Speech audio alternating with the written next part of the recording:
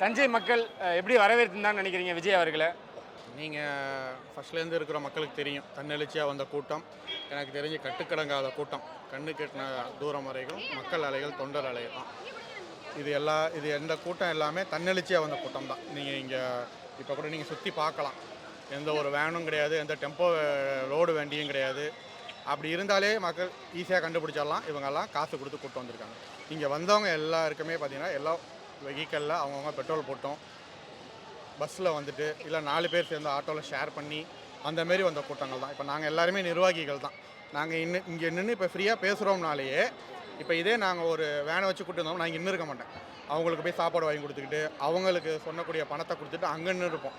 இப்போ நாங்கள் மீட்டிங் முடிச்சுட்டு ஒரு சந்தோஷமாக ஃப்ரீயாக நிர்வாகிகள் போகிறோம்னாலே நாங்கள் மக்களை வந்துட்டு காசு கொடுத்து கூட்டிகிட்டு வரோம். எல்லாருமே தன்னெழுச்சியாக வந்தாங்க, பார்த்தாங்க, ரசித்தாங்க, தலைவர் சொன்னதை உள்வாங்கினாங்க, அவர் என்ன சொன்னாருங்கிறத கேட்டுக்கிட்டு இப்போ நிம்மதியாக எல்லாரும் வீட்டுக்கு கிளம்பிட்டாங்க. வரவேற்பானது எப்படி இருந்தது? இந்த மக்கள் எப்படி கொடுத்துருந்தாங்க?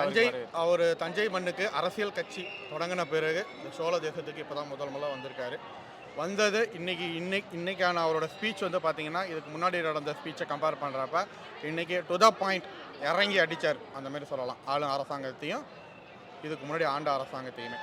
அது மாதிரி அவர் சொன்ன திட்டங்களும் பார்த்திங்கன்னா எதுவுமே இலவசங்கள் கிடையாது. இலவசங்களை முக்கியத்துவம் கொடுத்து அவர் எதுவுமே பேசலை. எல்லாமே சொல்யூஷன் பேஸ்டு. இந்த பிரச்சனைகள்லாம் இருக்குது, இதெல்லாம் சொல்யூஷன். அதில் கூட அவர் வந்து லஞ்சம் ஊழல் இல்லாத ஆட்சியை கொடுப்போன்னார். அதுலேயுமே ரொம்ப ப்ராக்டிக்கலாக சொன்னார். உன்னிப்பாக நோட் பண்ணவங்களுக்கு தெரியும், நான் லஞ்சம் ஊழல் இல்லாத ஆட்சியை ட்ரை பண்ணாலே அது ஃபீல்டில் நீங்கள் அந்த எஃபெக்டை பார்க்கலாங்கிற அது உன்னிப்பாக கவனித்தவங்களுக்கு தெரியும். ஏன்னா அவருக்கு ப்ராக்டிக்கலாகவே தெரியும், இது வந்து லஞ்சம் ஊழலுங்கிறது உடனடியாக இம்ப்ளிமெண்ட் பண்ண முடியாது, ஸ்டெப் பை ஸ்டெப்பாக தான் பண்ண முடியும். பட் அந்த இனிஷியேட்டிவ் நான் எடுப்பேன் அப்படிங்கிற மாதிரி ரொம்ப ப்ராக்டிக்கலாக சொன்னார் அந்த இடத்துல.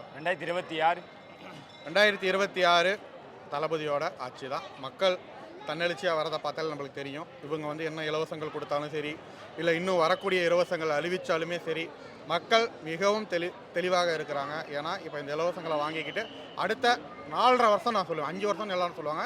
ஏன்னா கடைசி 6 மந்த் வந்து ஃப்ரீ, அகைன் இந்த ஃப்ரீ சிஸ்டம் மறுபடியும் இம்ப்ளிமெண்ட் ஆகும்.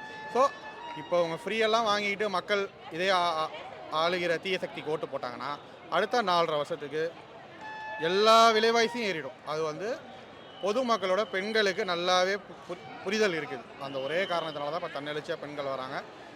நடைபெற இருக்கின்ற சட்டமன்ற தேர்தலில் பெண்கள் மற்றும் இளைஞர்களோட பெருவாரியான ஆதரவோடு தமிழக வெற்றிக் கழகம் ஆட்சி அமைக்கும் என்பதை நான் தெரிவித்துக் கொள்கிறேன்.